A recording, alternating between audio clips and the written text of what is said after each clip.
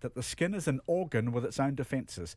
I've spent time in the wilderness with doctors for companions, and it seems that a very good way of handling hand washing is to use plain water and physical rubbing, and then thorough drying in air or on your clean clothes. Skin is slightly acidic, and most soap is alkaline, which can impair the action of skin in defending itself. Hence the suggestion to use plain water. Clinical microbiologist Dr. Sally Roberts from the Auckland District Health Board is joining us. Hello, Sally. Hello, Jim. How good is Adrian's advice? Well, if you're out in the wilderness, it's probably not too bad advice because most people haven't got a bar of soap handy with them. But really what we recommend people do is when their hands are visibly soiled, use soap and water to wash the soiling off them. So the acidic alkaline clash doesn't actually... Well, it's a transient exposure, isn't it, to soap, and what it helps to do is remove the sort of fatty oils that can sort of contain some of the soiling that occurs on your hands. Okay. Sally, Adrian goes on to say that bacteria grow in moist environments, so it's important to have dry skin.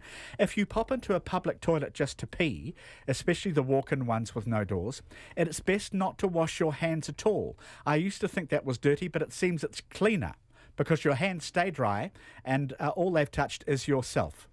Is he also right about that, Sally? Well, that's a challenge, isn't it? If you go into a public toilet, you expect that environment to be pretty filthy, really, and they are. Often there's only cold water to wash your hands with. There's no soap, and even less likely there is to be paper towels. So while you may not be able to wash your hands in the public toilet, I think you should take the next opportunity to be able to wash them, particularly if you're going to be preparing food or you're going from the public toilet to a bench outside to sit and eat your lunch and have a cup of coffee, something like that. Okay, that seems to make great sense. Thank you for that, Sally. Dr. Sally Roberts. Now, before we go, this Wellington school, it's abandoned its optional course for boys and girls, Glitz and Glamour, it was called. The school didn't want to be represented on air with us, but a spokeswoman says people have got the wrong end of the lipstick here. Evidently, there were complaints from parents. We were told, I don't know if you've heard about this Glitz and Glamour course, which was described as being a kind of makeup course for 11-year-old girls. Called Glitz and Glamour for girls. For girls, yes, but boys were. Anyway, we asked the school today, and they say it was more about coping with acne and greasy hair. It was designed, not only, but that was important, it was designed 110% as dealing with useful, positive issues designed to develop self-confidence. Do you have any objection, either of you, to a course like this in an intermediate school if it was going to cover aspects like that as well? Well, I think it's poorly named. Yes. If it's called Glitz and Glamour for girls and actually it's about self-esteem. Yes. And I think it's entirely possible that's a branding issue, but I don't think the place for it is within a school environment.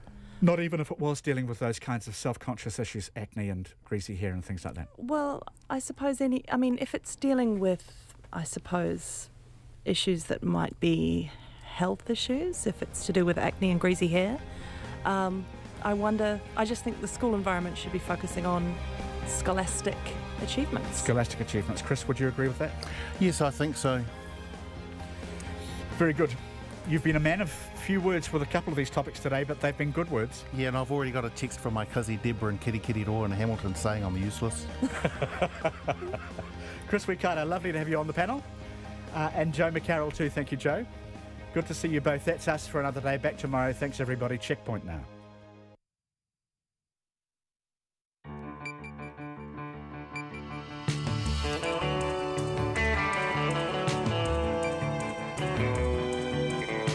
Kia ora everyone, RNZ News in 45 seconds, and after that, checkpoint for Tuesday the 13th of February. Tonight, Cyclone Gita hits Tonga and heads west. We speak to people where it's been and we look at where it's going. Bill English announces he's leaving the job and the place.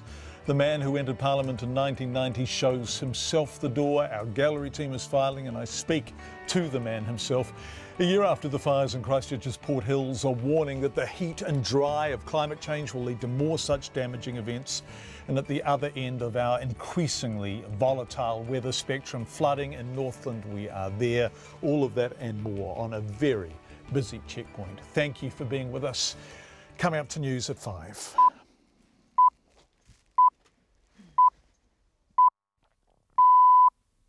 RNZ News at 5 o'clock. Good afternoon, I'm Anna Thomas. National Party MPs now have 2 weeks to elect a new leadership team after the resignation of Bill English this morning. Mr English, who's 56, says now is the right time to step aside and embark on new personal and professional challenges. Here's our political editor, Jane Patterson. Mr English's resignation as leader will take effect on February 27th, by which date he expects the caucus to have chosen their leader and deputy. Unlike his predecessor John Key, Mr English has not endorsed another MP to take over the leadership. Deputy Leader Paula Bennett would not answer questions about whether she'd seek to retain her position or seek the leadership. Other MPs this afternoon were not talking about possible contenders, saying it was Bill English's day. MPs who could be in the running include Simon Bridges, Amy Adams, Jonathan Coleman, Judith Collins and Stephen Joyce. Mr English will give his valedictory speech on March the 1st and is intending to leave Parliament altogether around that time. From Parliament, Jane Patterson. Tonga's Red Cross says about 3,000 people are at evacuation centres while others assess damage, but it's expecting double that number overnight.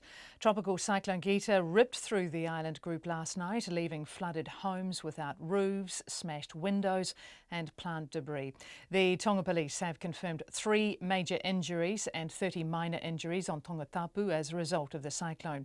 The Tongan Red Cross's communication advisor, Polikelapo Kefu, says young children, the elderly and less able-bodied are at evacuation centres while others clean up and secure their properties.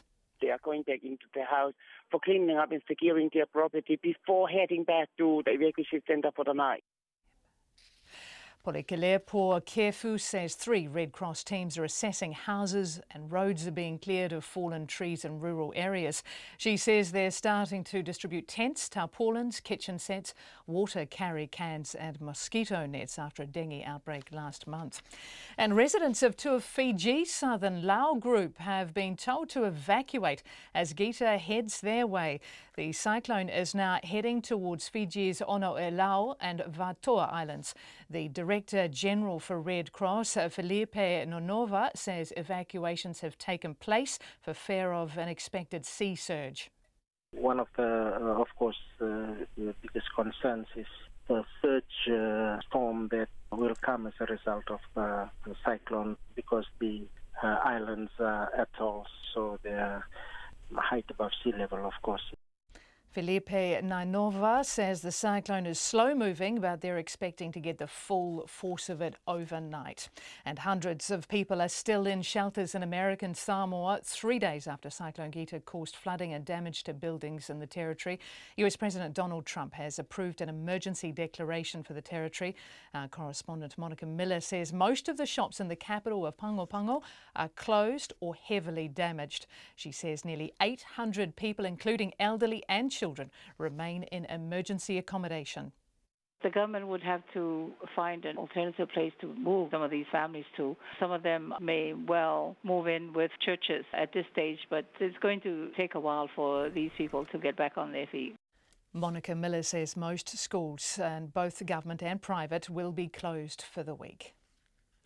Diary entries of a woman who committed suicide in 2016 highlight the relationship between her and a woman on trial for helping her die. Susan Austin is accused of helping Anne-Marie Treadwell kill herself and for importing the drug she used to do it. She's on trial in the High Court in Wellington. Excerpts of Mrs. Treadwell's diary have been read in court by Senior Constable Olivia Gibson. In them, Mrs. Treadwell details how Ms. Austin supported her and helped her access the sedative pentobarbital, as recorded in this entry from early November 2015. And Susie came to visit at my request. Thank God I didn't have to overcome any obstacles from her. She accepted my view of my case, and we've agreed to wait till end of November to see if the other woman's powder will be coming through. An entry in Anne-Marie Treadwell's diary read aloud by Olivia Gibson. In another entry, Mrs. Treadwell says bouts of depression had taken the good out of her life and she wanted to end it in a loving and compassionate way. It's 5 past 5. The pitchers at Wellington's Westpac Stadium have had a tough summer, and the stadium chief executive Shane Harman concedes the wicket for tonight's 2020 Cricket International between New Zealand and England doesn't look like it should. The pitch for tonight's game, which starts at 7 p.m, has a large bare patch in the middle. The Black Caps coach Mike Hesson was unimpressed by the Wellington surface for their match against Pakistan 3 weeks ago. And while a different drop-in pitch will be used for tonight, it doesn't appear much better. Harman says it's been one of the driest and hottest summers for his ground staff in recent memory. We had some disease early on in the season, and normally that's not a problem because you can grow new grass pretty quickly, but it just hasn't propagated as quickly as we would have liked, and therefore it looks patchy, but we're hopeful, as I said, that it plays better than what it looks. Shane Harman is confident there will be no safety concerns with the pitch. The New Zealand snowboarder Rakai Tate is due to take to the snow shortly in the men's halfpipe qualifying at the Winter Olympics in Pyeongchang. Meanwhile, fellow snowboarder Tian Collins has been forced to withdraw from the Games after suffering a dislocated shoulder while training. Later tonight, skaters Peter Michael and Ryan Kay will contest the 1500 metres. Meanwhile, Japanese speed skater Ki Saito has become the first athlete to be excluded from the Games for a doping violation after failing an out-of-competition doping test before the Games. And that's the news. Tonga feels the wrath of tropical cyclone Gita. The wind was terrifying. It was roaring overhead. We could hear roofs being lifted, and amazingly the emergency services were still going out. The capital city devastated. The building was shaking for most of the night and continuously getting smashed by debris from buildings just falling apart in the middle of it. And villages flattened. Our family home, the roof was gone. Our church that I went to is all gone, wiped out. Blow by blow Pacific coverage. Guy Aspinall and Susie Ferguson morning report weekdays from 6. Then on 9 to noon, the horologist who at 86 is still busy mending clocks after making them for 70 years. And after 10, the problems with the global economy and the debt burden ailing the US. The outspoken economist Professor Lawrence Kotlikoff. Join me, Catherine Ryan, on 9 to noon after morning report on RNZ National. And now the short forecast from Met Service to midnight tomorrow. Northland to Waitomo, also Coromandel Peninsula, Bay of Plenty in the central high country. Periods of rain, heavy at times with isolated thunderstorms and localised downpours. For Gisborne, scattered showers clearing tomorrow evening. Hawke's Bay, periods of rain with localised thundery downpours possible. Taranaki to the Kapiti coast, cloudy periods with a few showers about Taranaki. Wairarapa, Wellington, Nelson, Marlborough and Canterbury mainly fine, isolated showers chiefly about the ranges. For Buller, Westland and Fiordland, cloudy periods and a few showers, then becoming fine tomorrow afternoon. Otago and Southland, a few showers, possibly heavy and thundery in Clutha and eastern Otago this afternoon and evening, becoming fine tomorrow. For the Chatham Islands, low cloud or fog with occasional rain or drizzle. RNZ National, it's 5:08 and you're listening to Checkpoint with John Campbell. Thank you very much indeed, Anna Thomas. Coming up, everyone, Tonga and Cyclone Gita. We're there. Some extraordinary eyewitness accounts of what happened and what the aftermath is like. The Air Force is heading north as we speak. We ask them what they are taking. Plus, contact has been lost with some Fijian islands now in Gita's path. We'll tell you what we can, all of that ahead. But let's begin with the changing of the guard at the top of the National Party. An unscheduled media conference at 11:30. His family there, and then Bill English briefly fighting back tears, calling time on a parliamentary career spanning more than quarter of a century. After weeks of speculation, the former Prime Minister and long-serving Finance Minister announced he's resigning, effective in 2 weeks' time. He says he's looking forward to spending more time with his family and not answering questions from the media. He does answer some questions from me later in the programme. Attention now turns to his successor, which the party's caucus will need to have in place when he formally resigns in a fortnight. Here's our Deputy Political Editor, Chris Bramwell. Flanked by his wife Mary and 3 of his 6 children, Bill English carefully poured himself a glass of water before he began speaking. After careful consideration and talking things over with my family, I've decided that now is the right time for me to step aside and from the leadership of the National Party and embark on new personal and professional challenges. Therefore, I've informed the National Caucus this morning that I'm resigning as leader of the National Party and will leave Parliament. This time around, Bill English was leaving on his own terms, unlike in 2003 when he was rolled from the national leadership after he led the party to its worst defeat in the 2002 election. But in his own words, he got back up again and went on to be John Key's number 2 and won plaudits for his economic stewardship as finance minister in the wake of the global financial crisis. Bill English led National to a strong result at last year's election, but did not win the support of New Zealand First, which he needed to form a government. So today, facing another 3 years in opposition, it was time to bow out. Through tears, he thanked his family. Through all our time together as a family, we have lived with the demands of public service. Your strength and tolerance has enabled my career. I now look forward to our new life together. Thank you. There's been speculation about the National Party leadership for several weeks, though much of the focus has been on the deputy Paula Bennett. Bill English is not anointed a successor as John Key did when he resigned in 2016, and he will not be endorsing anyone. I'll just have a vote like everyone else in the process, and I expect I might enjoy them coming to ask me for it. After years of having to go and ask other people for their votes. So what's next for the man who first entered Parliament in 1990? You know, a life outside politics, personal and business opportunities. I'd like to be able to work with my family. We have a lot of interests in common, Mary and the children, and I'm pretty open to all those opportunities. Bill English will formally resign on February the 27th and will give his valedictory speech to Parliament on March the 1st. National's Deputy Leader Paula Bennett says today is tinged with sadness for the National Party caucus. She says Bill English has incredible mana. He has led us so incredibly well and done such a great job with us. So we're going to miss him and miss him a lot.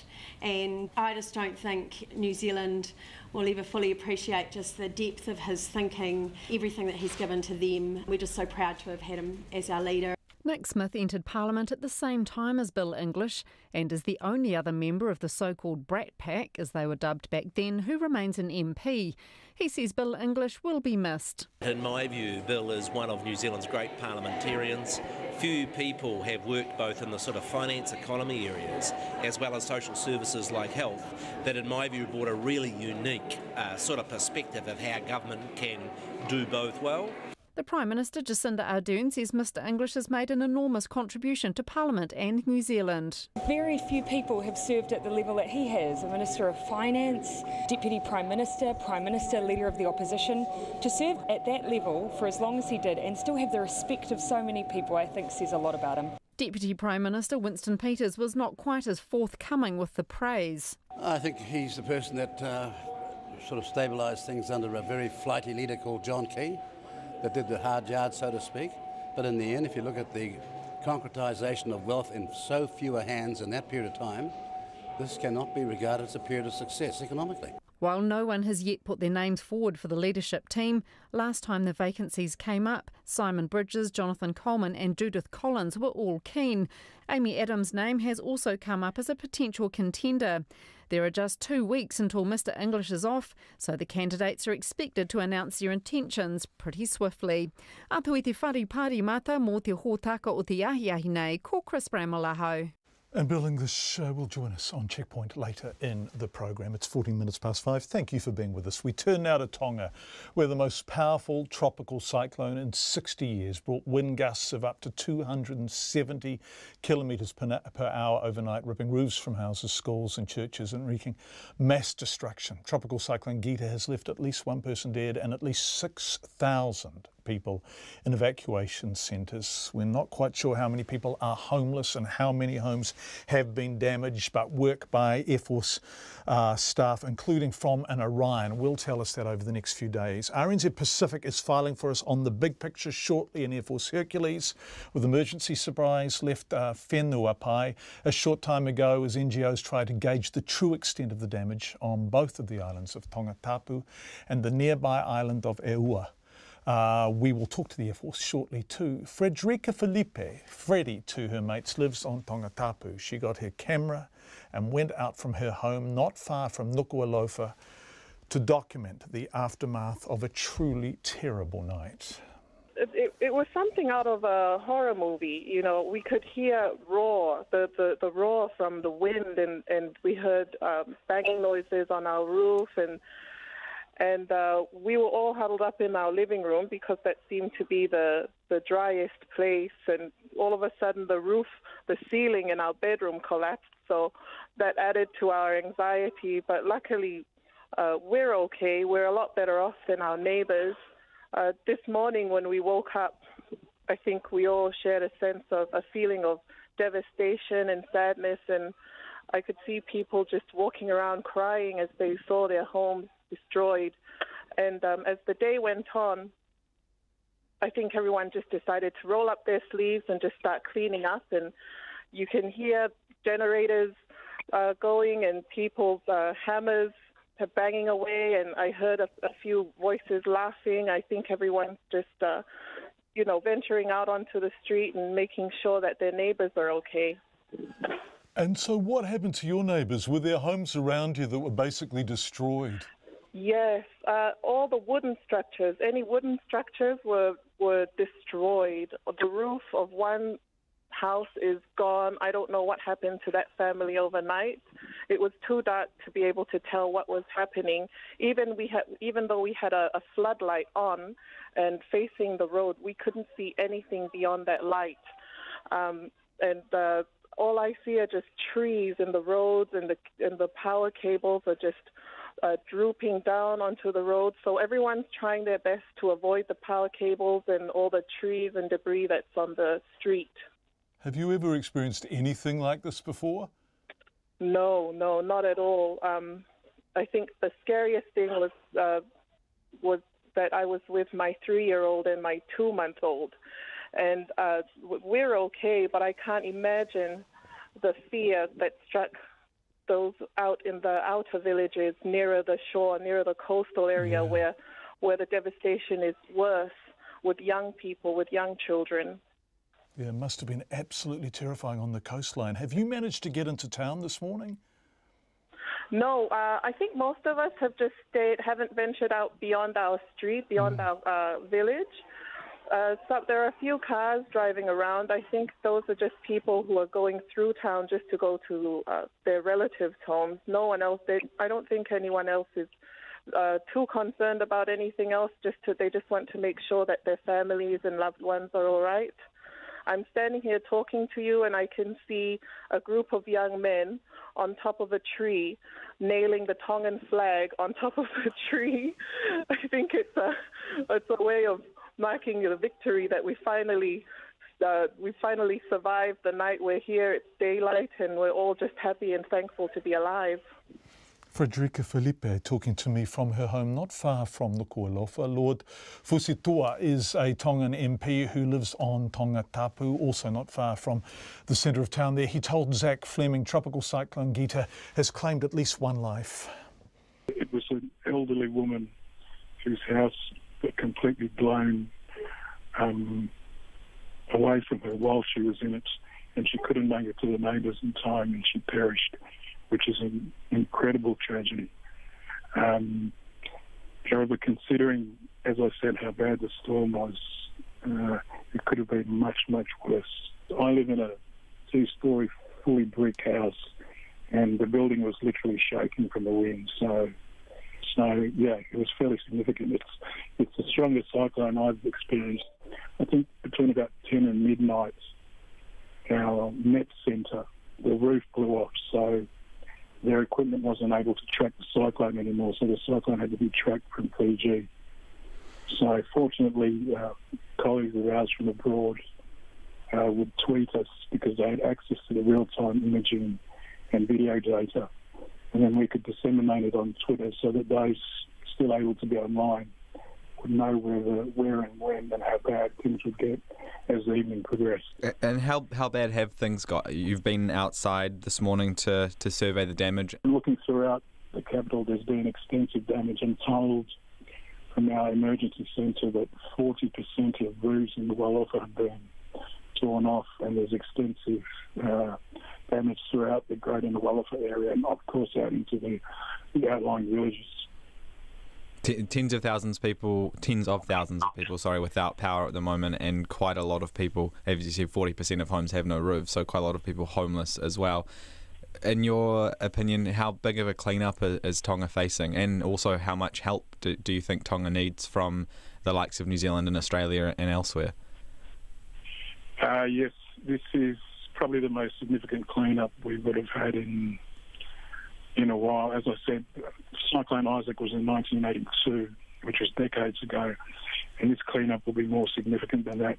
The challenge now is we've stood the strength of the cyclone, and the challenge is where to now, how to rebuild and how to best interact with our bilateral partners to get the rebuild going. That's Lord Fusitua, who is an MP in the Tongan Parliament. 40% of the roofs off. That is a striking fact because, of course, all the stuff that wasn't protected by the absent roofs will have been lost in the rain and the wind, and very, very few people in Tonga have any form of insurance at all. We're talking to the Air Force shortly about what they are taking up in the Herc. But Cyclone Gita is heading west towards Fijian Islands. In fact, it is above some as we speak. It may still be upgraded to a Category 5. It's moving across very remote eastern islands, the Lau Islands. All communication to those islands is currently cut off. Nobody can speak to anyone there. Sat phones, nothing working. We've just confirmed that with Fiji's Disaster Management Office, which says it's expecting the area to be very badly damaged. The islands are small. They're not widely populated, no hotels, no airports, home to around 2,500 people only, but their homes will be suffering severe damage. 140 millimetres of rain has fallen since 9 o'clock this morning. Wind gusts there about 190 k's. Same problem with the strength of the homes there. 190 k now, the gusts, maybe 80, 90 k stronger than that. Forecast within the next hour or two because of the remoteness of the islands and destructive weather. We haven't been able to reach anyone there. But Zach Fleming spoke to people on Kandavu Island, which is expecting and preparing for Gita tomorrow morning. It's a bit cloudy with rain. Not that strong, but yeah, some wind coming. Talika Vuki's preparing for a Category 5 cyclone. Been tying knots on the roof. She lives in Taliva on Kandavu Island, the fourth largest island in Fiji, 88 kilometres south of the capital, Suva. More than 10,000 people live there. The island's facing wind gusts anywhere from 120 kilometres an hour to 250 kilometres an hour, depending on where Gita goes. But Taliva's chosen not to evacuate because she lives inland and her house, despite being made of tin, survived Winston. Some people have been going to evacuation centres, like the school. There's a school here. It's a bit on the mountain. Some of them are going for evacuation there, and some are going to the community hall, those near the shores. Evacuation centres have been set up all over Kandavu Island and its neighbours, and even on the mainland, where winds are currently not expected to break 80 kilometres an hour, people are preparing. Cyclone Winston, almost 2 years ago to the day, is still a vivid memory for many. My house still hasn't been fully repaired. My roof, while it's on and intact, I'm waiting for next door to bring wire down to tie across the roof where one of the roof ties was broken after Cyclone Winston. Australian Sue Churchill moved to Vatuyaka 7 years ago to retire.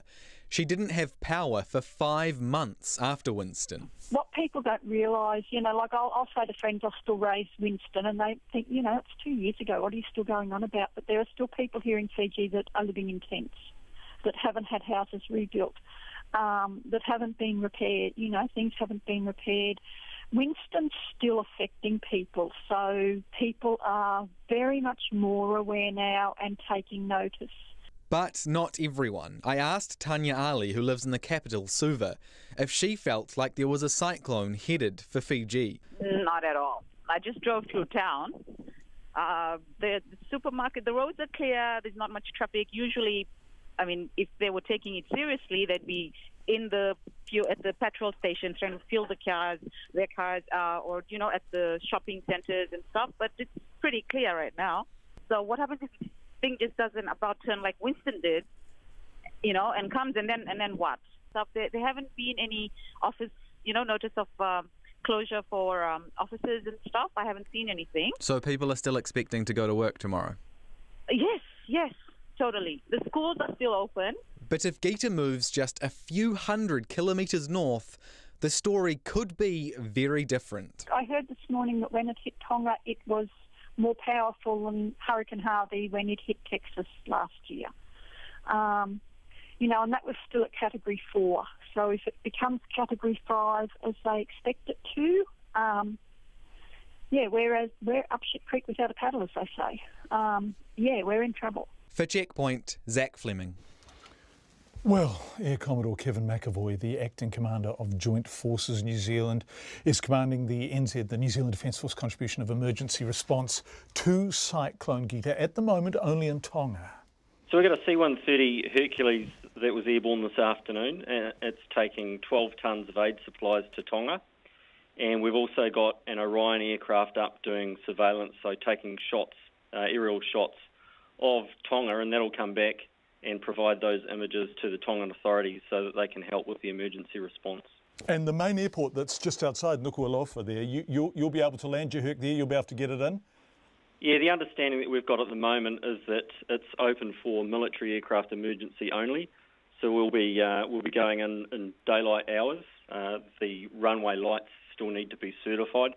So the plan is that we'll take about 12 tonnes of aid in this afternoon, and that'll be emergency supplies, so things like hygiene kits, shelter kits, 2,300 sort of 10-litre collapsible water containers and 1,000 tarpaulins. So all of those emergency response things that you need in those first portions to help the people of Tonga. This cyclone only hit last night, so do you have this stuff ready somewhere in a hangar, basically good to go? How are you able to get it up in the air so fast? Yeah, so we've been working closely with Ministry of Foreign Affairs and Trade in the last couple of days to make sure that the stocks were available at relatively short notice. So yeah, they've done a fantastic job putting that all together. And we've also been working with other agencies, so Red Cross, Fire and Emergency Management from New Zealand. And we've got a 10-member team going up today on the Hercules that'll step off the ground and start the assessments in conjunction with the Tongan authorities. So, a critical component is actually understanding what the damage is. It must be very rewarding work, this stuff, for people who are helping communities rebuild. Yeah, it's always bittersweet because, we'd prefer not actually to be involved in these things at all, but unfortunately we don't have a say when Mother Nature decides to come in. And we're also watching the cyclone because not only has it hit Tonga, but we're also watching it to see whether it's going to have an effect on Fiji in the next couple of days. So, we'll have a lot of planning activities going on to make sure that we've got sufficient resources, aeroplanes and cyclone emergency response things to make sure that we can actually potentially do Tonga and Fiji. Air Commodore Kevin McAvoy. So the Herc and the Orion are on their way up. We will return to Tonga and Fiji later in the program, and we're really keeping an eye on what Gita's doing above Fiji, although the islands it's directly above now cut off from all communication. Weather in New Zealand today too. Parts of Northland are underwater after getting more rain in an hour than they'd normally get in the whole of February. It has been that kind of month so far. In the north, heavy rain and slips closed schools and roads, and the Met Service is warning that while the rain should ease tonight, more is expected tomorrow. Nikki Mando reports. Helen Beach wasn't expecting a quick trip into town this morning to buy food for her goats to end up as a bit of a mission. Ms Beach, who lives on a 6-acre rural block in the Bay of Islands, discovered the road to Paihia was blocked by a slip. Heading in the other direction, she found a fair portion of the valley around Kawakawa was underwater. Ms Beach, who's lived in the area for 3 years, says the flooding today is the worst she's seen. It doesn't look too bad from the main street, but when you get in behind, all the main shop is just quite flooded. All the whole river valley really behind Kawakawa, running down to the river, which is normally just paddocks, that's all under as well. Northland Mayor John Carter says the weather has been worse on the east coast than the west, where he's based, but there was disruption everywhere. We've had steady rain up here on the west. On the east coast and south of Kaitaia, it's actually been more rain, and the consequences have been flash flooding. State Highway 1's closed, and it's likely that State Highway 10 at Kaia will shut. I know that people are doing their best to get back up north if they've been down south, so it's been disruptive. Meanwhile, NZTA says State Highway 11 will remain closed for the rest of the day and probably tomorrow as well. Hundreds of students got the day off school or went home early, including at Bay of Islands College in Kawakawa. Principal John Paitai made the decision to close after rain last Friday stranded students trying to get home. He says the school will make a call tomorrow morning on whether travel conditions have improved. We've got roads closed all around us, the Paihia Road at Lemons Hill, south of Kawakawa, inland of Kawakawa. I think the only people getting around easily in this weather will be the ducks and the swans. Forecasts suggest the weather won't improve over the next 24 hours. Lisa Murray of Met Service says while the worst of the rain tomorrow is expected around Waikato, Waitomo and Taupo, there will also be more wet weather in Northland and Auckland. Because they're already saturated and they've already had a lot of rainfall, the impacts then, things like landslips and things like that will be of concern. Only the farmers are happy, according to Rural Support Trust Chairman Neil Baitup. He says little more than a month ago, farmers were stressed about drought conditions, using large amounts of supplementary feed and considering selling off stock early. That's all changed. Very unusual to have so much grass around this time in February. Normally February's dry and hot, and this year with the rain we've had since January, it's certainly looking a lot better. However, Mr Baitup says Hauraki Gulf and Kiowa farms inundated by seawater in January could be facing problems for another 6 months.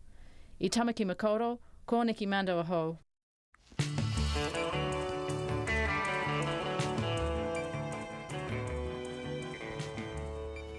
You're with Checkpoint on RNZ. Thank you for being with us. Coming up on the program, the Health Minister David Clark has apologised after a person died from bowel cancer after missing an invitation to take part in a screening program. Excerpts from the diary of a woman whose death is at the centre of an assisted suicide trial in Wellington, of course, is read out in court. And Australia's embattled Deputy Prime Minister Barnaby Joyce publicly apologises to his wife after admitting a relationship with former staffer Vicky Campion, who's pregnant, of course, with their child. We'd love your feedback on anything we're covering tonight. Text us 2101. As always, checkpoint@radionz.co.nz is the email address, and we are, of course, on Twitter and Facebook. Business news next, then New Zealand weather, but before it all, Anna Thomas with the headlines. Thanks, John. Bill English has resigned as National Party leader and prepares to leave Parliament after 27 years in the House. Nationals MPs have until February the 27th to elect a new leadership team, and Mr English will leave finally after giving his valedictory speech on March the 1st. Contenders for the opposition's top job include Simon Bridges, Amy Adams, Jonathan Coleman, Judith Collins and Stephen Joyce. Tropical Cyclone Gita is expected to hit Fiji in just over an hour, wreaking havoc, particularly on low-lying islands. Residents on the southern Lau group are being told to move to evacuation centres for fear of an expected sea surge.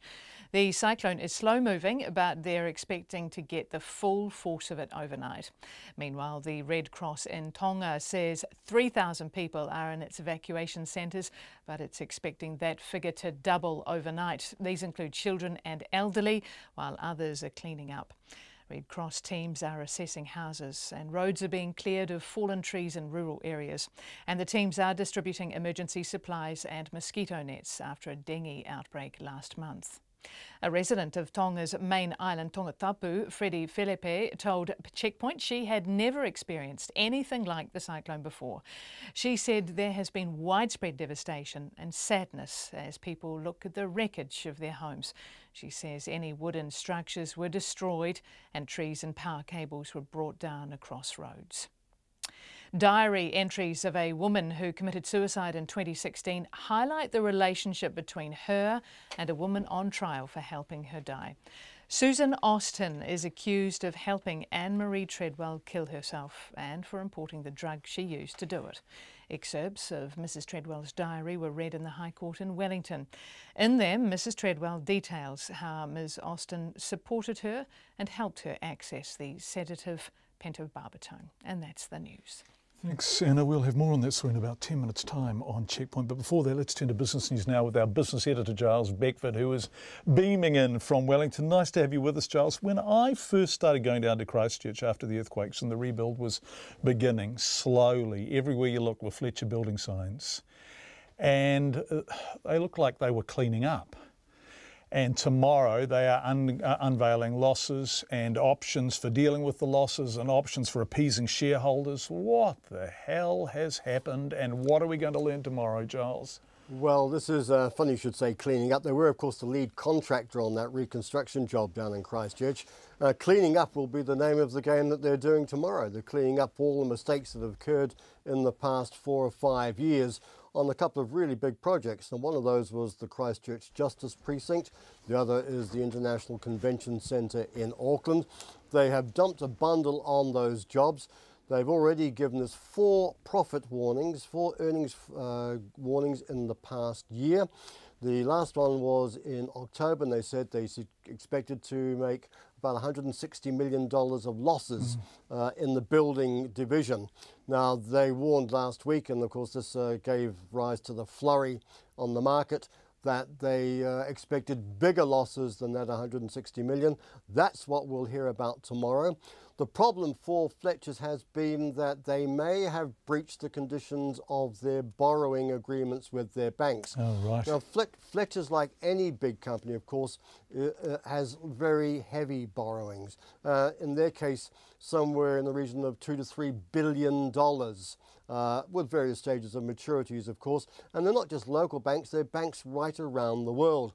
Now, these banks, as a condition for lending hundreds of millions of dollars to Fletcher's, they say, you must keep your earnings at a certain level. You must be able to cover your debt repayments. And if you can't, then you're in breach of those agreements, and we may actually have to take some significant action. That may require them paying back money early. That may require them raising more money. And if that's the case, they may be knocking on the door of their shareholders saying, we'll issue you some new shares to help beef up the company's finances. Or it may be that the banks are actually quite reasonable and say, well, we'll give you a bit of breathing space.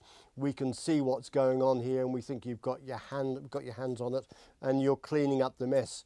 It may be that they will say, we need to actually get rid of some non-core business. We need to sell some of the family silver to cover the debts.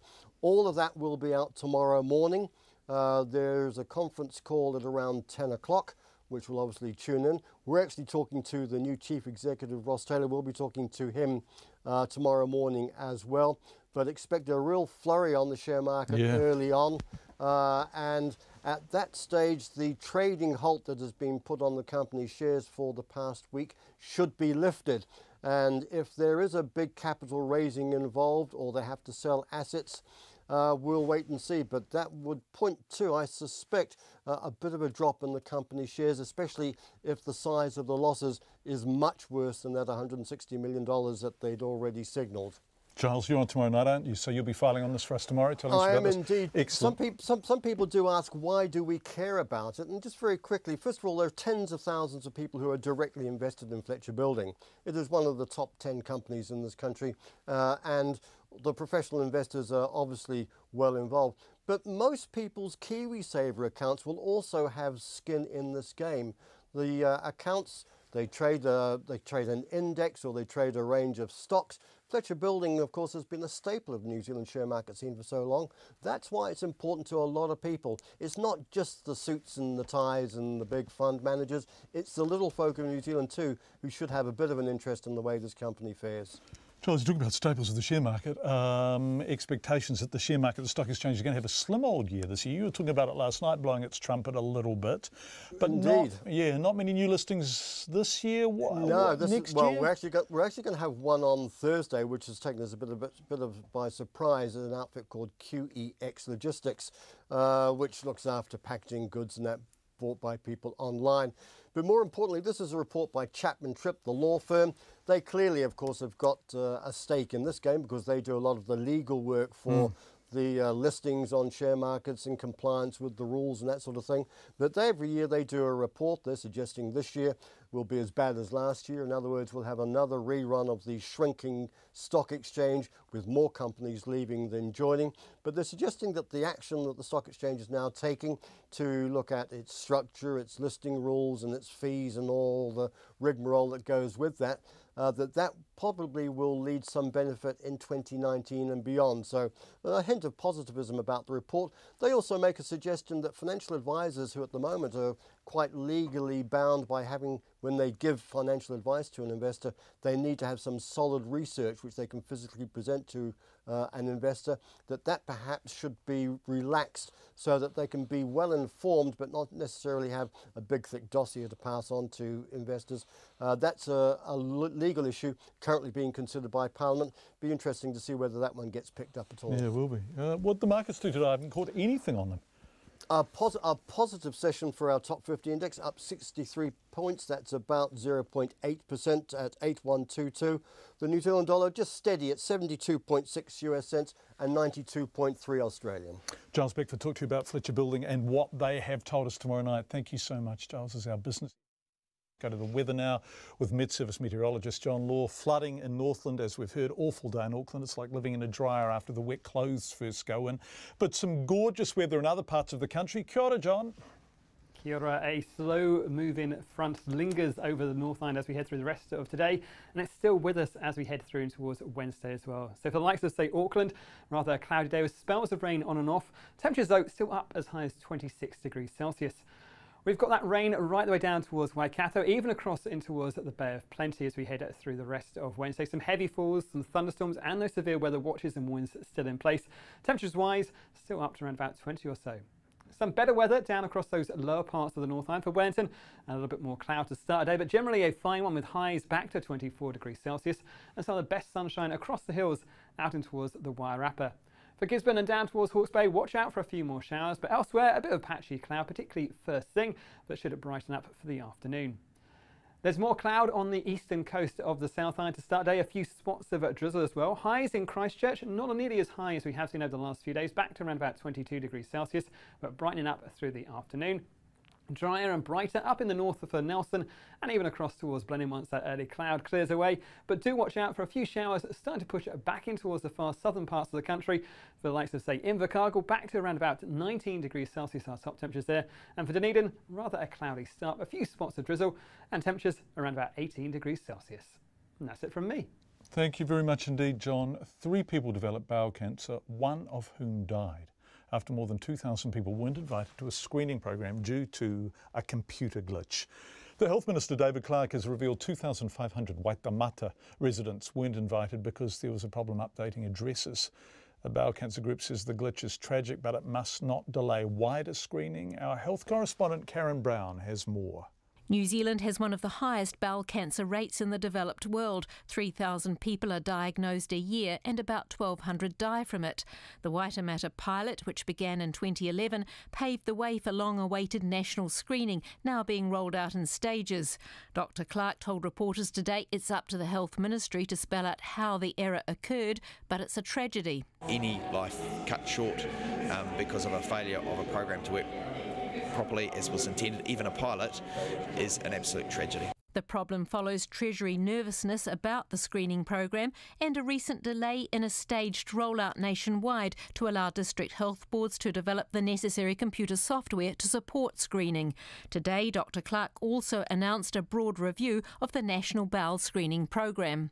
I want the kind of assurance on behalf of New Zealanders that we need to be sure that this program can be delivered for New Zealanders so that they can have confidence to participate in the program. Dr Clark says some clinicians have expressed concerns to him about the national program, but he does not want any further delays to the rollout. In my view, the program needs to continue to be rolled out even while the review happens. It's quite likely that a large number of people's lives have been saved so far through this program. What we want to make sure is that the maximum number of people are given the care that they would need when this intervention is done properly. That's exactly the message the Bowel Cancer New Zealand group wants to hear. Spokesperson Sarah Derrett says what happened in Waitemata is tragic, but it must neither halt nor delay the rollout. We need to understand what happened. We need to understand where in the system these 3 people were failed, and the 2,500 who didn't receive the invitation the first time when they should have. We need to understand that, but we need to move very, very quickly to address this. Dr Derrett says at least Waitemata residents are being screened, while most other New Zealanders wait for potentially life-saving screening. Currently, there are many tens of thousands of New Zealanders who do not have access to screening because the screening program has not been implemented nationally yet. And Bowel Cancer New Zealand is extremely concerned about the amount of time it's taking to introduce a robust screening program throughout New Zealand. The Minister, Dr Clark, says the screening rollout will continue while the review takes place. He added he hopes to announce who will lead the review soon. Mō te hotaka o te ahi, ko Karen Brown tēnei. 5:45, a diary of a woman whose death is at the centre of an assisted suicide trial shows she thanked God for the arthritic pain she suffered. Excerpts from Anne-Marie Treadwell's diary were read to the High Court in Wellington, where Susan Austin is on trial accused of helping Ms Treadwell kill herself in 2016. Ms Austin is also charged with importing the prohibitive drug pentobarbital. Here's our court reporter Anne-Marie May. Constable Olivia Gibson transcribed Anne-Marie Treadwell's diary and read parts of it to the court, including a passage where she described feeling as if a grey blanket had been thrown over her after customs intercepted a package of euthanasia drugs she had ordered. However, Ms Treadwell said she had been contacted again by Susan Austin and appreciated her efforts to get more of the drug. She had been thinking and proposed asking for Chinese friend to write a letter in Chinese to Johnson O. Johnson, asking if A, he couldn't think of another packaging, and B, a discount if we/I tried again. So really appreciated her having given it quite a bit of thought. In her diary, Anne-Marie Treadwell also spoke about telling her GP about the pain she was in and her loss of hope, leading her doctor to ask if she felt bad enough to take her own life. Constable Gibson read this excerpt from the diary. I said not immediately, but I've told my daughter, not another winter, and I belong to Exit. But you probably shouldn't know this, and you can just erase it from your memory. And she said, yes, I know about Exit. She didn't bat an eyelash when I said the above. So I'm taking that as an acknowledgement of my plans. Earlier, the GP, Dr Lorna McCann, told the court Ms Treadwell had never spoken directly to her about ending her life or being a member of the euthanasia support group Exit International. In response to questions from the Crown Prosecutor Kate Feltham, Dr McCann said Ms Treadwell had good cardiovascular health, she didn't smoke, didn't drink excessively, and was physically quite good apart from the pain and depression she suffered. Generally, when you saw her and talked to her about her mental health and how she was feeling, what sort of response would you get? It varied. Sometimes she came in saying, I'm feeling good now. And sometimes she would say, I'm not feeling so good, I'm more miserable, I'm more fatigued, I'm feeling empty inside. Dr McCann said she was not comfortable with euthanasia personally, but she was also not in favour of taking undue steps to keep someone alive. A pathologist, Dr Amy Spark, carried out the post-mortem on Anne-Marie Treadwell's body and said she found no evidence of any trauma and no visible injuries. However, she said there was a high level of the drug pentobarbital. ESR gave a level of pentobarbital at approximately 15 milligrams per litre, and toxic levels are generally considered above 10 milligrams per litre. And given that she had no significant natural disease, I believe that was sufficient level to be entirely responsible for her death.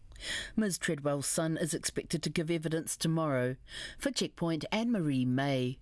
We're going to stay in court a little while longer. The man accused of abducting and assaulting a woman at an Auckland quarry has been described as a generally law-abiding citizen but with a dark side. Colin Jack Mitchell is on trial at the High Court in Auckland this time, accused of abducting a woman off Great North Road early one day last February and driving her to a quarry where he beat her and tried to sexually violate her. The Onehunga truck driver has denied charges of kidnapping, causing grievous bodily harm and assaulting a woman with intent to sexually violate her. His lawyer says the case is one of mistaken identity. Our court reporter Edward Gay filed this report.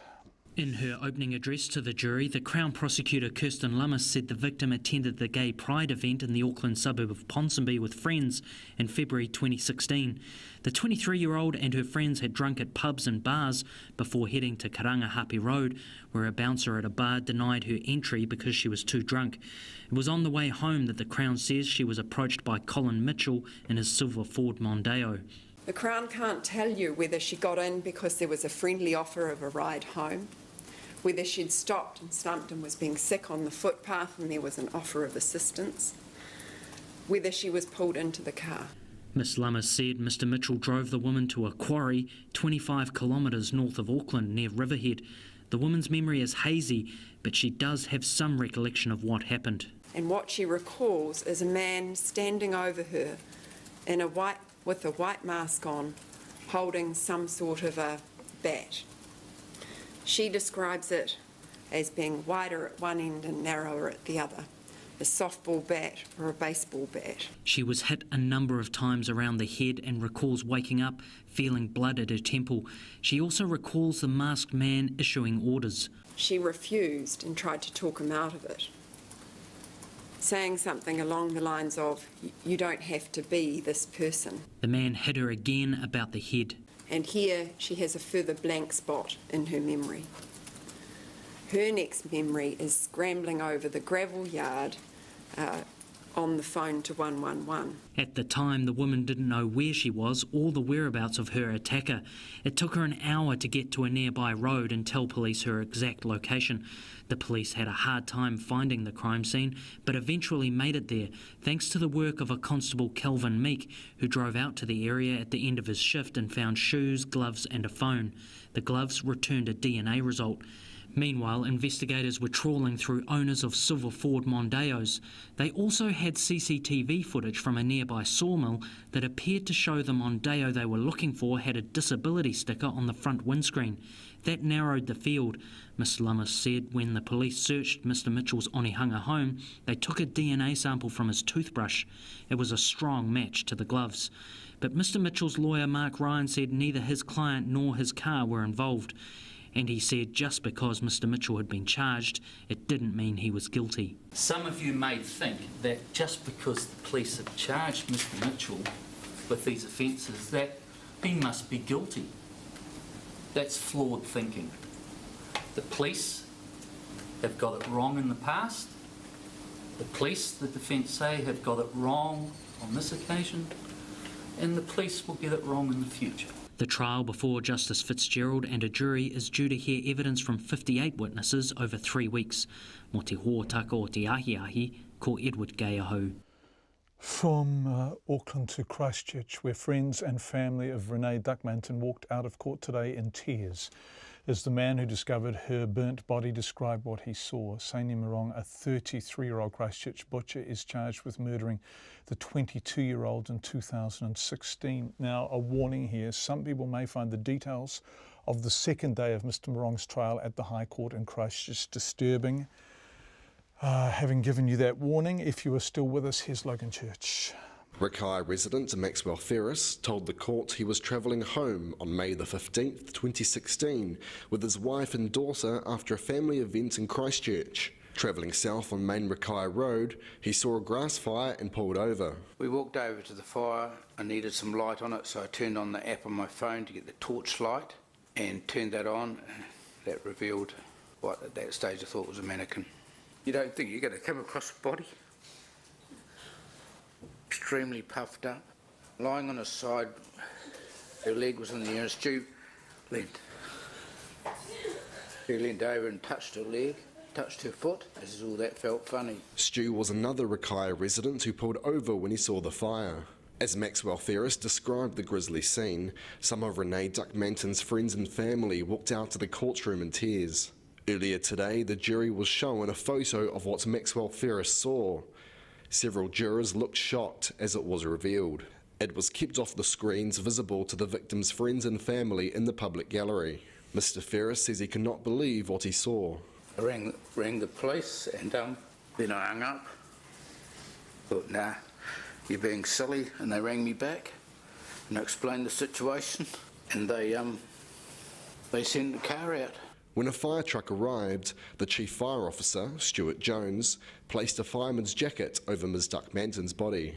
One of the first detectives on the scene, Damon Wells, described for the court the victim's condition. Female deceased is lying face down, mostly naked, with some burnt clothing. Blisters are evident across her body and extensive burning on the back of her head. She is lying face down with her left arm under her body and her right arm almost in a recovery type position.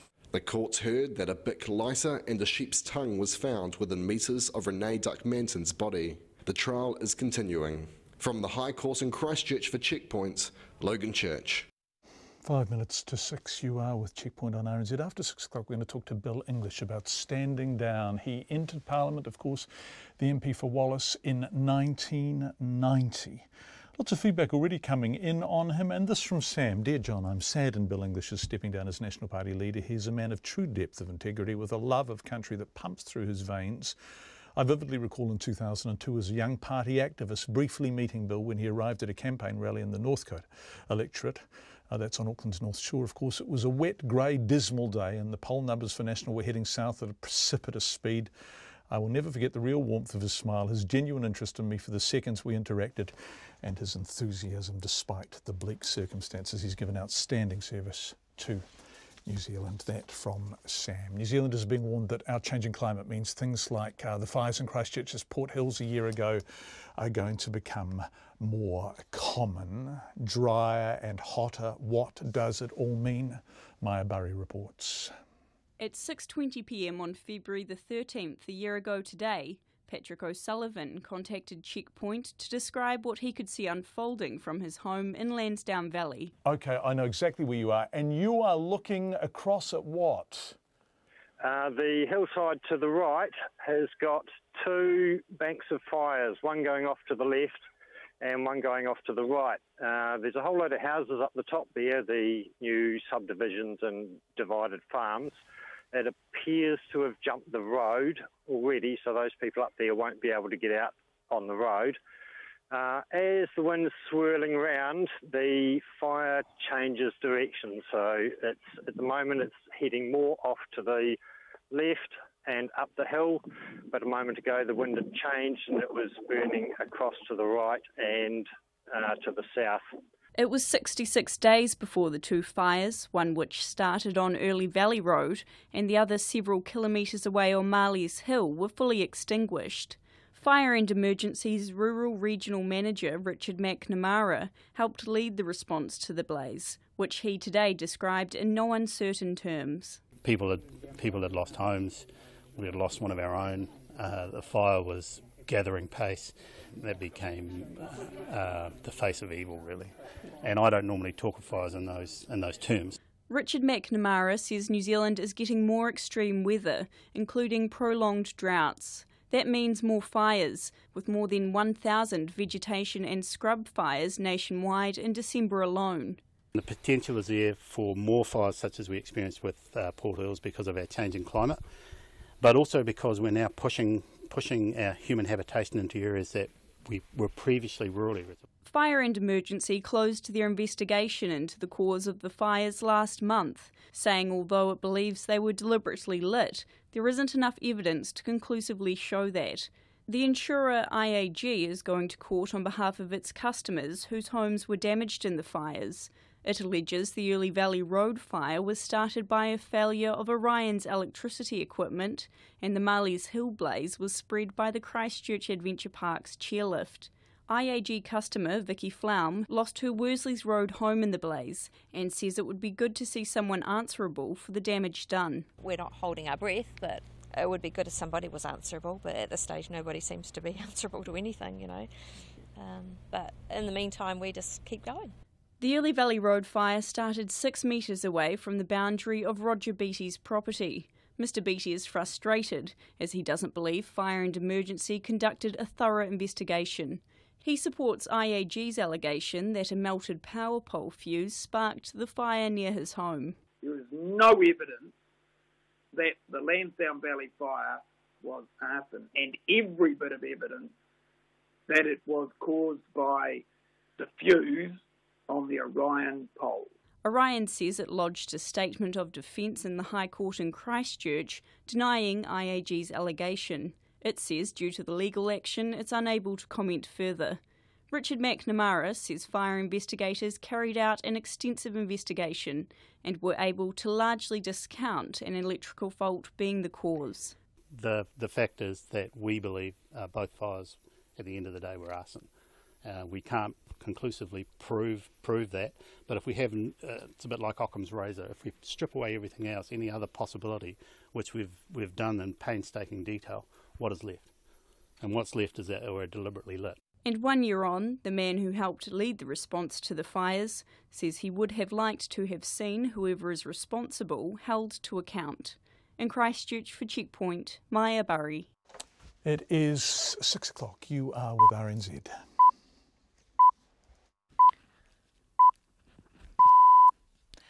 RNZ News at 6 o'clock. Good evening, I'm Anna Thomas. The outgoing National Party leader Bill English says he's looking forward to spending more time with his family once he leaves Parliament. Mr English this morning announced his resignation as National Party leader. The former Prime Minister and Finance Minister says he made his decision after reflection over the summer. Mr English says it's time for a life outside politics. Personal and business opportunities. I'd like to be able to work with my family. We have a lot of interests in common, Mary and the children, and I'm pretty open to all those opportunities. Bill English will formally resign as leader on February the 27th and give his valedictory speech to Parliament on March the 1st. A new National Party leadership team will be in place that week. The New Zealand Defence Force has sent 12 tonnes of aid to Tonga this afternoon in the wake of Tropical Cyclone Gita. The Tonga police have confirmed 3 major and 30 minor injuries, and Tonga's Red Cross says about 3,000 people are at evacuation centres.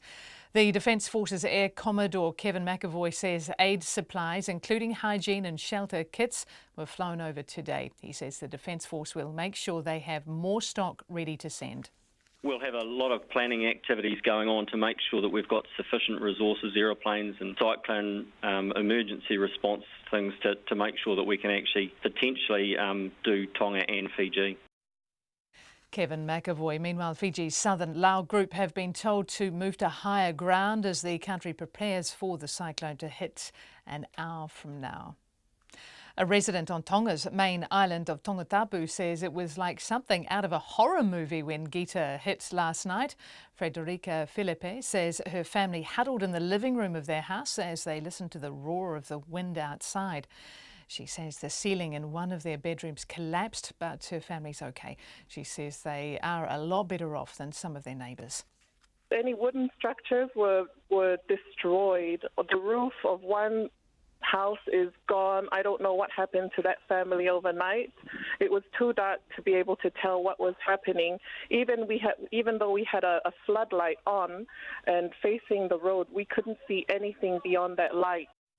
Frederica Felipe says after the initial feelings of sadness and devastation, many people have decided to roll up their sleeves and get on with the clean-up.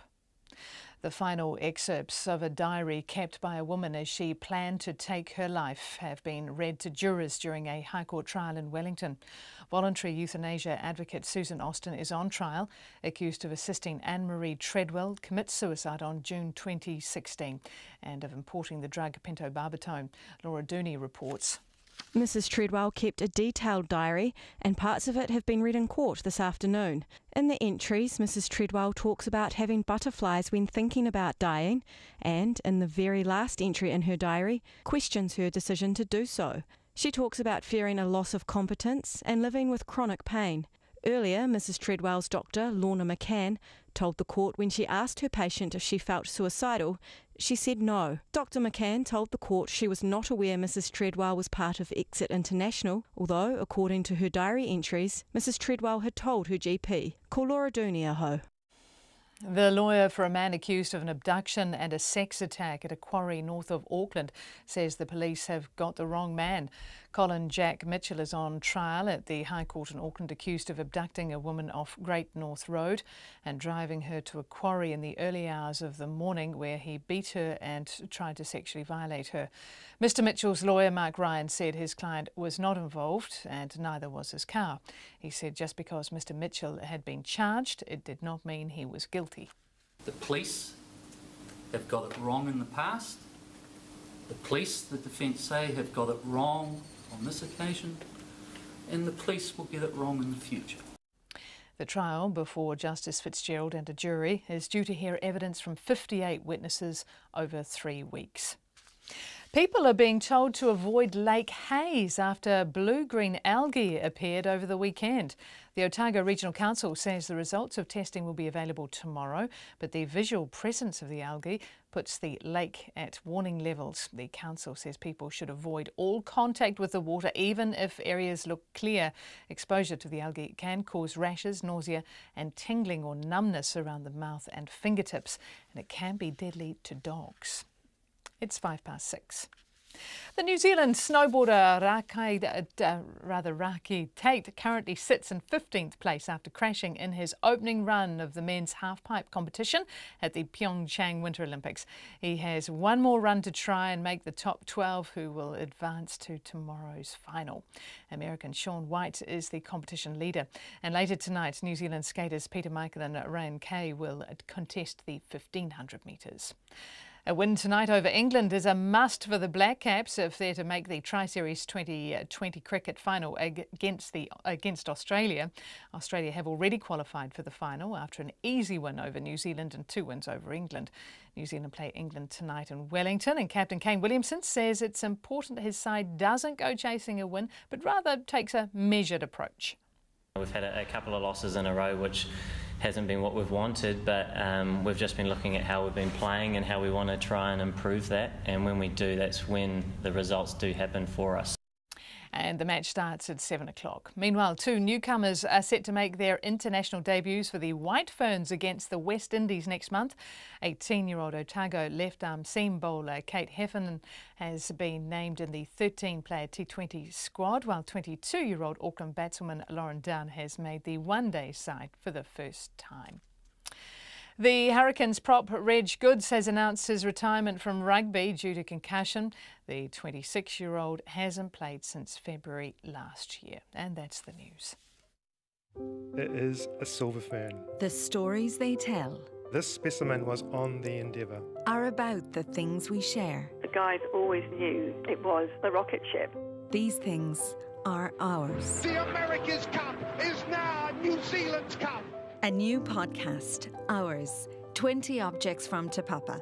Subscribe at RNZ's podcast page and on air today, 3:35 on Afternoons with Jessie Mulligan on RNZ National.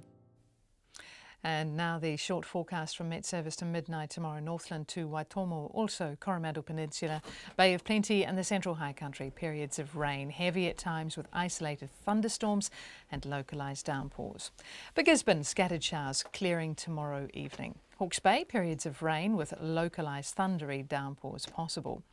Taranaki to the Kapiti coast, cloudy periods with a few showers about Taranaki. Wairarapa, Wellington, Nelson, Marlborough and Canterbury, mainly fine, isolated showers chiefly about the ranges. Bulla, Westland and Fiordland, cloudy periods and a few showers, then becoming fine tomorrow afternoon. Otago and Southland, a few showers, possibly heavy and thundery in Clutha and eastern Otago, becoming fine tomorrow. And for the Chatham Islands, low cloud or fog with occasional rain or drizzle. RNZ National. It's 8 minutes past 6 and you're listening to Checkpoint with John Campbell. Thank you very much indeed, Anna Thomas. The latest, as we understand it, from Fiji coming up. But before that, Bill English, 1990 to 2018. That's not his life, of course, but almost exactly half of it so far. Elected as MP for Wallace in 1990, Leader of the Opposition twice, Finance Minister, Prime Minister from late 2016. And today he announced he was standing down as National Party Leader and as an MP. Having done so well on election night, almost historically well for a third-term government, there was a sense that finding himself in opposition and leading it for 3 more years would be a trek too far. Was it that, I asked him, he realised he simply couldn't do it? No, I never thought I can't do it, John. I did think, though, that after nearly 3 decades in politics, including quite a long stint in opposition before, that I'd quite like to try life without politics. And it's certainly the case for my family, most of whom don't know life without their father being in politics and both their parents meeting the demands of public life. So at this stage, I thought, well, look, if I'm not totally committed, then I'm best to move on, take other, personal or professional opportunities. Do you know what opportunities are presenting themselves yet? No, not really. I've been pretty focused actually on doing the job I'm in. I think if you're trying to run an opposition and look at opportunities outside, that'll become pretty apparent. But now I'm free to do that, so I will. You've done some extraordinary things as a politician, and for me, probably the most extraordinary was coming back after 2002. Now, I know when you replaced John Key as Prime Minister, we talked about that, and you talked about that at length. But how tough was it, to use your phrase, and get back up? Well, in a sense, the events getting knocked over were the tough ones, and that's now a long time ago. But at the time, I just remember thinking 2 things really. One is that the skills I had at that age, I think around about 40, related to politics and public policy were skills I really wanted to use. I was motivated about that opportunity, and also a bit of a moral tale, I suppose. I'd always told my kids that they should get back up after the knockdown, and I knew that if I didn't do that, they'd read about it in the newspaper and they probably wouldn't believe anything I ever said again. You wanted to achieve stuff, and you made that very clear at the time. Have you achieved it? Well, not all of it. We campaigned on a plan to take forward from here, but in the democratic process, the public rejected that and they've taken an alternative, which means we're going to miss out on some things that could have happened. But I am satisfied that with the opportunities for influence that I've had, I've used them well. I've been very fortunate to be someone who's come to work pretty much every day with a sense of mission, and particularly in the last 10 or 12 years, the opportunity to work with a team of people who shared that, but who were cohesive and energetic and positive about New Zealand and about our task in it as a political party. So that's been very satisfying, and some of that has been higher profile. I've been extensively involved in the management of the economy and the government's books through the GFC. Some of it has been much lower profile, but just as satisfying, and particularly in recent years I've enjoyed the challenge of rethinking how we deal with our social problems, our environmental problems, and some of the ongoing issues between government and Māori. And I think in all of those areas we've made some real progress with some different ways of looking at old problems, and I just hope the current government picks them up and keeps going. Did you make as much progress as you'd hoped to make? I mean, this goes back to your sense of mission, that phrase you used earlier. Is that sense of mission fulfilled now?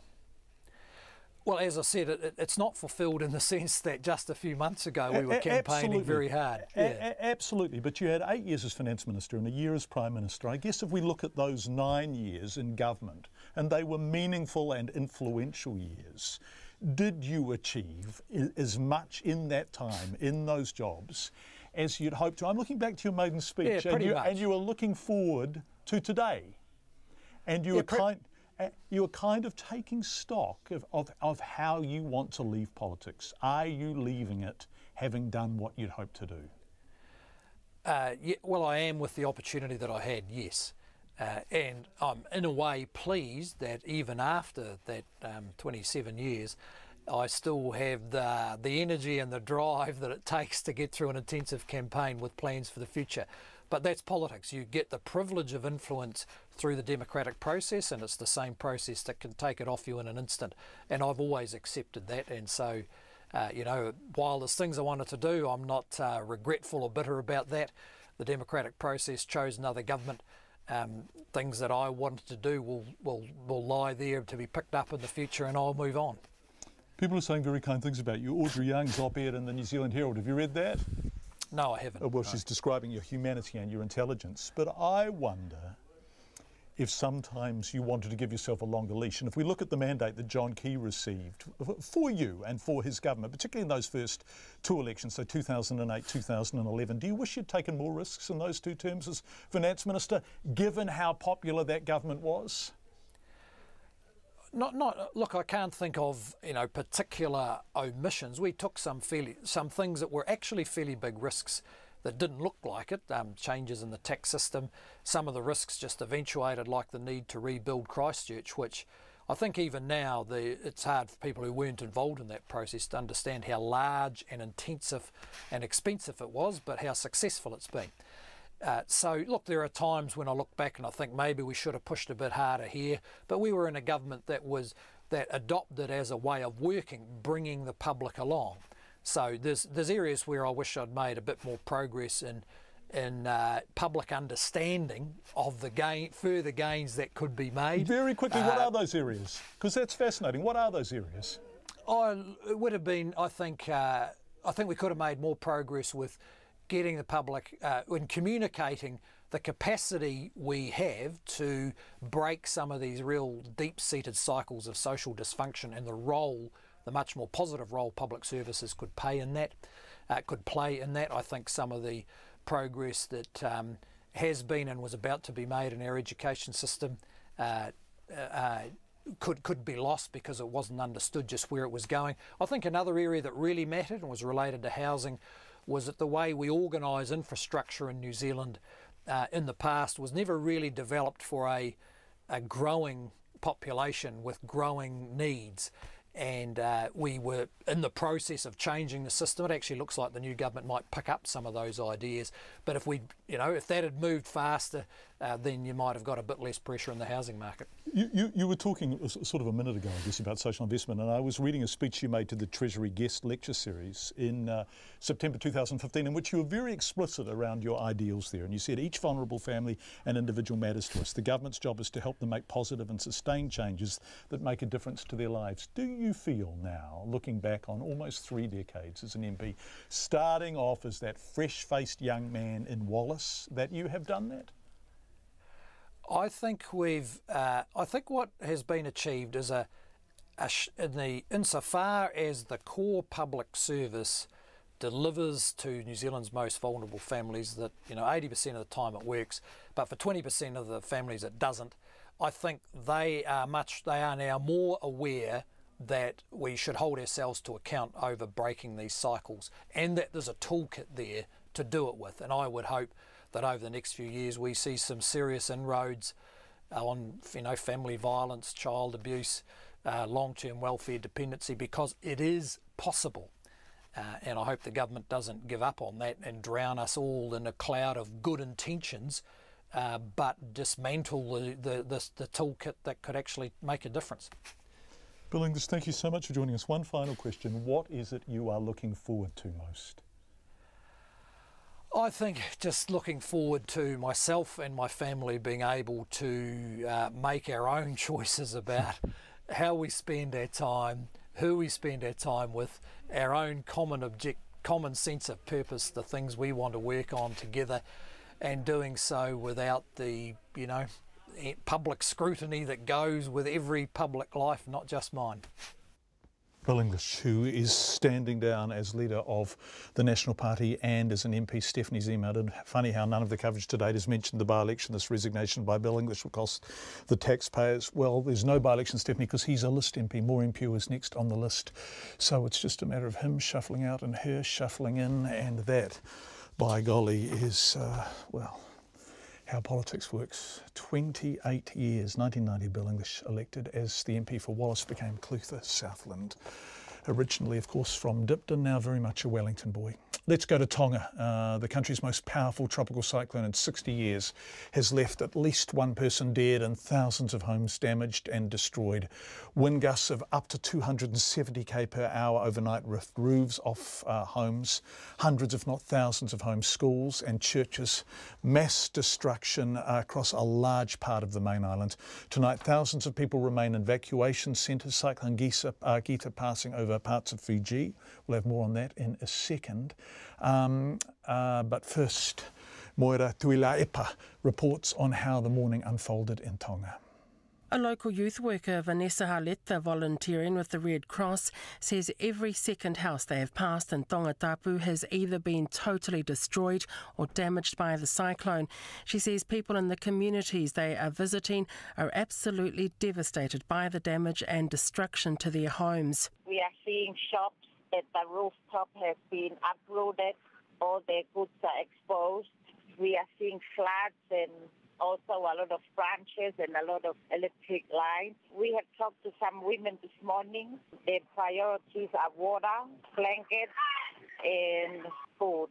One resident in the capital, Joshua Sarvetti, described the scene as people in his neighbourhood emerged from their shelters after what he says was a terrifying night. Another neighbour just a few houses down, the roof went off, the walls are gone, and all that's left standing there is just all of their furniture and their things. So they had evacuated earlier in the day. They just got home this morning. We were all walking in, and then they saw their house, and then, they just lost it.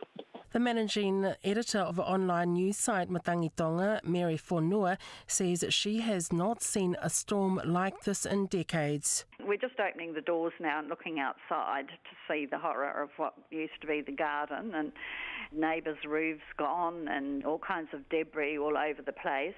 My big mango tree at the back looks like a bonsai now. The big trees have been snapped. This is a 100-year-old tree. According to the latest reports from Nuku'alofa, several thousand people are already being housed in evacuation centres.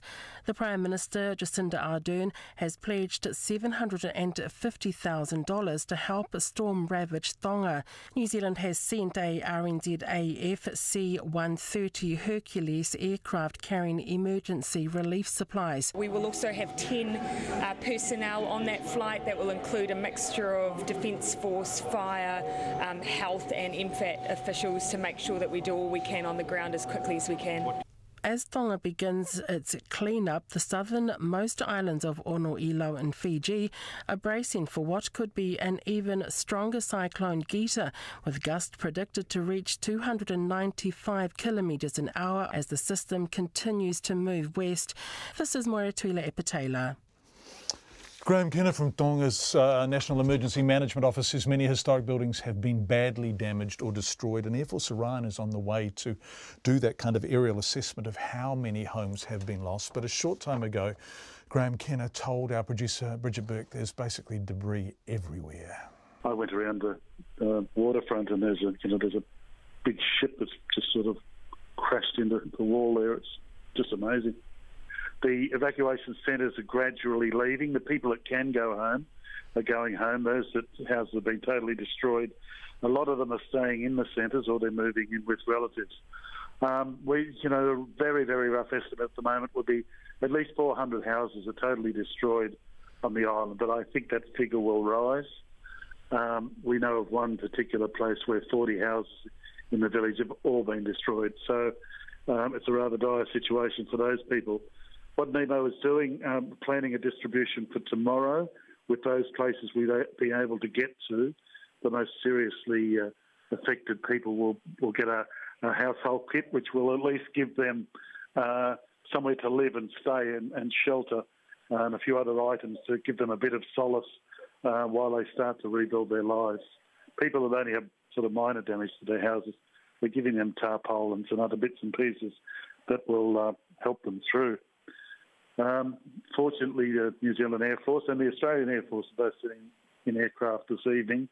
They should be here about 9:30 Tonga time. They'll be unloaded tonight. Early tomorrow morning, we do a distribution plan for the places that we've covered in the assessment today, and we're doing our initial distribution at some stage tomorrow. This is just really the emergency phase of the aid that NEMO and the agencies will be supplying. Including the New Zealand Air Force. Of course, Graham Kenner from Tonga's National Emergency Management Office. Meanwhile, to Fiji, where Cyclone Gita has completely cut off communication to a cluster of islands as it moves westward. There's still fears it will intensify to a Category 5. Ono Ilau, a small remote group of islands halfway between Tonga and Fiji's mainland, is currently somewhere beneath Gita. Winds of around 200 km an hour, gusting stronger, Fiji's Met Service says. Above those islands now, they're cut off. It's very difficult to know what's going on. The director of Fiji's National Disaster Management Office told Zach Fleming a short time ago he has grave concerns for people living on those islands. And we are currently awaiting the tropical cyclone to pass before we try and re-establish contact with them. So we currently have no idea how bad it is. Right now, but prior to all comms going down, we had been receiving reports of swells, that they have begun to experience swells, and that they have started moving to the various evacuation centres. And how many of those evacuation centres are set up around the islands? Before we had comms down, we had confirmed 3 that were active in Ono Ilau. We had a school, we had a post office, and we had a health centre. They were being used. The community had been requested to move away from the coastline. What is our worst case scenario at the moment? How bad are we anticipating Cyclone Gita is hitting them? We are anticipating Watoa and Ono Ilau to be badly affected. And also a few islands around Onga, Namuka Ilau and Vulanga to be areas. That is currently our focus of operation in terms of being islands in the red zone that we feel will be badly affected. What time do you think you'll be able to re-establish communications and hopefully even get people there? We will be looking at tonight as the cyclone moves away from Ono Ilau and those group of islands, then we will try and re-establish contact. That's the Director of Fiji's National Disaster Management Office, Anare Luanequila, talking to Zach Fleming a short time ago. Just before we go tonight, a bit of a mea culpa today from Australia's embattled Deputy Prime Minister and former Kiwi. Remember that, Barnaby Joyce. Mr Joyce publicly acknowledged the breakdown of his 24-year marriage and his new relationship with former staffer Vicky Campion, who's pregnant with their child, but his Nationals leader firmly rejected suggestions that parliamentary rules were broken when Ms Campion worked in other ministerial and MP offices. Well, the proverbial was hitting the fan, really. Here's the ABC's political correspondent, David Lipson. The media storm over the Nationals leader's affair with a member of his staff has raged for almost a week. And today he offered something his colleagues thought should have come days ago, an apology to his wife and family. I would like to say to Natalie how deeply sorry I am for all the hurt this has caused. To my girls, how deeply sorry I am for all the hurt that it has caused them. To Vicky Campion, how deeply sorry I am that she has been dragged into this. I would like to also say to my supporters and people in my electorate how deeply sorry I am that this deeply personal issue, has gone into the public arena. He also addressed questions around the Ministerial Code of Conduct, which restricts partners of ministers from being appointed to jobs in ministerial offices without the express approval of the Prime Minister. It is without a shadow of a doubt that Vicky Campion is my partner now. But when she worked in my office, she was not my partner. When she worked in Matt Canavan's office, she was not my partner. And Damien Drum was not a minister. Despite the statement, Labor smells blood, especially with Mr Joyce set to act as Prime Minister next week when Malcolm Turnbull is in Washington. Shadow Treasurer Chris Bowen. There are certain elements of this story which have none of our business and none of anybody's business, but there are other elements which go to public administration and judgment. And I think on those issues, the government story has been unravelling and Barnaby Joyce's position is increasingly untenable. As the government loses yet more skin to the travails of Barnaby Joyce, Liberal colleagues are distancing themselves. Finance Minister Matthias Cormann speaking to AM's Sabra Lane. Would it be best if he stood aside? No, look, I mean, the leadership of the National Party is a matter for the National Party, and, these are not matters for me. And here, Liberal Senator Ian MacDonald. And now this is just taking oxygen away from the government's focus and our focus on all of the good things that are being done in Australia at the moment, which don't get a run in the media. At this morning's Joint Coalition Party Room meeting, Mr Joyce made a brief and reportedly very sombre statement, apologising and thanking his colleagues for their support. That was the ABC's political correspondent David Lipson. An enormous amount of feedback coming in tonight, and it's fascinating to see the feedback on Bill English, because on a day like today people do take stock of him, and I would say roughly half of you are phoning in, texting in, emailing in, tweeting in, or whatever, saying, gosh, he was great. And roughly half of you are texting in or emailing in or tweeting in or whatever, saying, gosh, good riddance. Extraordinary business. Is that perception bias? The same man being viewed in very different ways. The public of New Zealand have been well served by Bill English, a man of integrity whose Christian values include humility and humanity. The nation should wish him well, says one listener. Thank you. Political colours aside, I think Bill English deserves some gratitude from New Zealand. He has held tough portfolios, given his life to politics and New Zealand for decades. Celebrate his achievements today, and we need to appreciate family support and are impacted when a member gives so much. All parties will appreciate that, and Bill, no doubt. But on the other hand, hi John, instead of Bill wishing he'd achieve things, why didn't they do the things in the 9 years he was in government? Lots of people saying stuff like that. It's fascinating to look at the feedback coming in, particularly when you're all reacting to the same man and the same interview in very different ways. But that, ladies and gentlemen, and you all know this, is the nature of a democracy, and they're wonderful things, democracy. Barnaby Joyce fought against same-sex marriage in Australia recently, leading up to the recent referendum. He was the great champion of family values, stating the heterosexual marriage is sacred and sacrosanct. What a hypocrite, says that listener. And I suspect many more of you will agree with that one. Thank you all for listening. That's Checkpoint for tonight. We'll be back tomorrow at 5. RNZ News headlines at 6:30. Bill English says he's looking forward to spending more time with his family after announcing his resignation today, to take effect on February the 27th. Tropical Cyclone Gita continues its marauding way through the Pacific, leaving previously unheard of devastation in Samoa and Tonga and heading for Fiji, where it's expected to hit in about half an hour. Entries from the diary of a woman who committed suicide in 2016 have been read in the High Court in Wellington, detailing how Anne-Marie Treadwell helped her. A jury has heard of a covert operation the police undertook to gather DNA of the man accused of murdering Renee Duckmanton in Christchurch. And warnings have gone out to avoid Lake Hayes after blue-green algae scum appeared over the weekend. The results of the tests are due tomorrow. Our next news and weather at 7. Field